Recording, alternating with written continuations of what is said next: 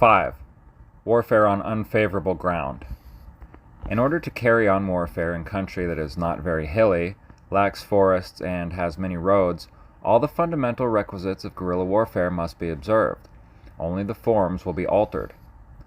The quantity, not the quality, of guerrilla warfare will change. For example, following the same order as before, the mobility of this type of guerrilla should be extraordinary. Strikes should be made preferably at night. They should be extremely rapid, but the guerrilla should move to places different from the starting point, the farthest possible from the scene of action, assuming that there is no place secure from the repressive forces that the guerrilla can use as its garrison. A man can walk between 30 and 50 kilometers during the night hours. It is possible also to march during the first hours of daylight, unless the zones of operation are closely watched or there is danger that people in the vicinity, seeing the passing troops, will notify the pursuing army of the location of the guerrilla band and its route. It is always preferable in these cases to operate at night with the greatest possible silence both before and after the action. The first hours of night are best. Here too there are exceptions to the general rule, since at times the dawn hours will be preferable. It is never wise to habituate the enemy to a certain form of warfare. It is necessary to vary constantly the places, the hours, and the forms of operation. We have already said that the action cannot endure for long, but must be rapid. It must be of a high degree of effectiveness, last a few minutes, and be followed by an immediate withdrawal. The arms employed here will not be the same as in the case of actions on favorable ground. A large quantity of automatic weapons is to be preferred. In night attacks, marksmanship is not the determining factor, but rather concentration of fire. The more automatic arms firing at short distance, the more possibilities there are of annihilating the enemy. Also, the use of mines and roads and the destruction of bridges are tactics of great importance. Attacks by the guerrilla will be less aggressive so far as the persistence and continuation are concerned, but they can be very violent, and they can utilize different arms, such as mines and the shotgun.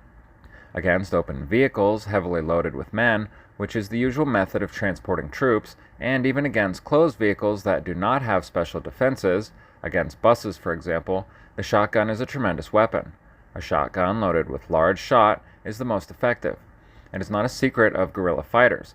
It is used also in big wars. The Americans use shotgun platoons armed with high-quality weapons and bayonets for assaulting machine gun nests. There is an important problem to explain, that of ammunition. This will almost always be taken from the enemy. It is, therefore, necessary to strike blows where there will be the absolute assurance of restoring the ammunition expended, unless there are large reserves in secure places. In other words, an annihilating attack against a group of men is not to be undertaken at the risk of expending all ammunition without being able to replace it.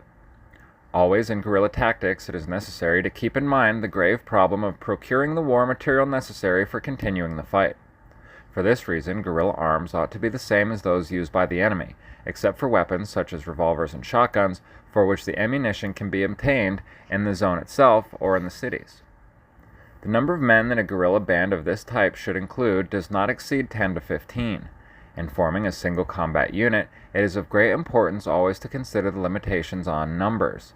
10, 12, 15 men can hide anywhere and at the same time can help each other in putting up a powerful resistance to the enemy. 4 or 5 would perhaps be too small a number, but when the number exceeds 10, the possibility that the enemy will discover them in their camp or on the march is much greater. Remember that the velocity of the guerrilla band on the march is equal to the velocity of its slowest man. It is more difficult to find uniformity of marching speed with 20, 30, or 40 men than with 10, and the guerrilla fighter on the plain must be fundamentally a runner. Here the practice of hitting and running acquires its maximum use. The guerrilla bands on the plain suffer the enormous inconvenience of being subjected to a rapid encirclement and of not having sure places where they can set up a firm resistance. Therefore, they must live in conditions of absolute secrecy for a long time, since it would be dangerous to trust any neighbor whose fidelity is not perfectly established.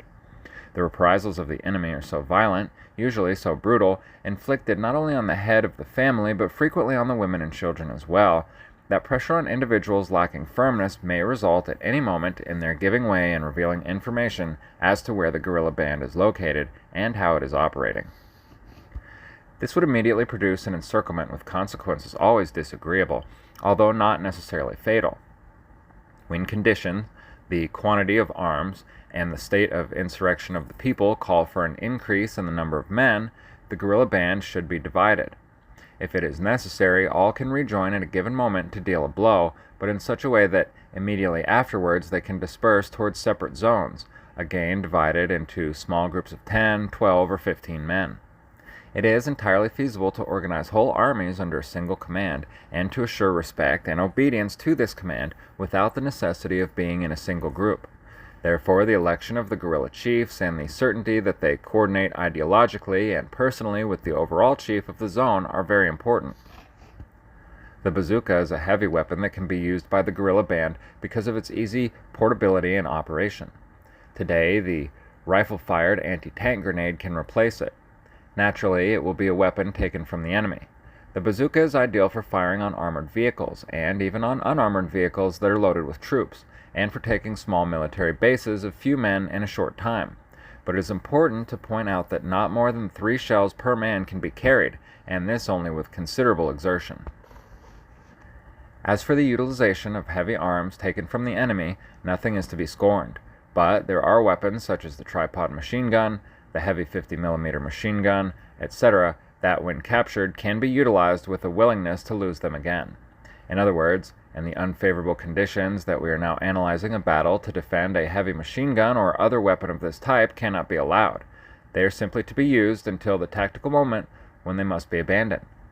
In our Cuban War of Liberation, to abandon a weapon constituted a grave offense, and there was never any case where the necessity arose. Nevertheless, we mention this case in order to explain clearly the only situation in which abandonment would not constitute an occasion for reproaches. On unfavorable ground, the guerrilla weapon is the personal weapon of rapid fire. Easy access to the zone usually means that it will be habitable and that there will be a peasant population in these places. This facilitates supply enormously. Having trustworthy people and making contact with establishments that provide supplies to the population, it is possible to maintain a guerrilla band perfectly well without having to devote time or money to long and dangerous lines of communication. Also, it is well to reiterate that the smaller the number of men, the easier it will be to procure food for them. Essential supplies such as bedding, waterproof material, mosquito netting, shoes, medicines, and food will be found directly in the zone since they are things of daily use by its inhabitants. Communications will be much easier in the sense of being able to count on a larger number of men and more roads, but they will be more difficult as a problem of security for messages between distant points, since it will be necessary to rely on a series of contacts that have to be trusted. There will be the danger of an eventual capture of one of the messengers who are constantly crossing enemy zones. If the messages are of small importance, they should be oral. If of great importance, code writing should be used. Experience shows that transmission by word of mouth greatly distorts any communication. For these same reasons, manufacture will have much less importance, at the same time that it would be much more difficult to carry it out.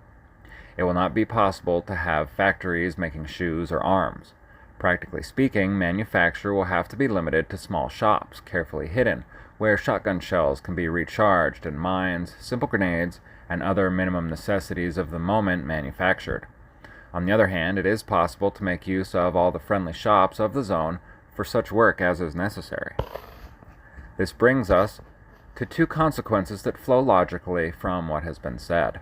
One of them is that the favorable conditions for establishing a permanent camp in guerrilla warfare are inverse to the degree of productive development of a place. All favorable conditions, all facilities of life normally induce men to settle, but for the guerrilla band the opposite is the case. The more facilities there are for social life, the more nomadic, the more uncertain the life of the guerrilla fighter. These really are the results of one and the same principle.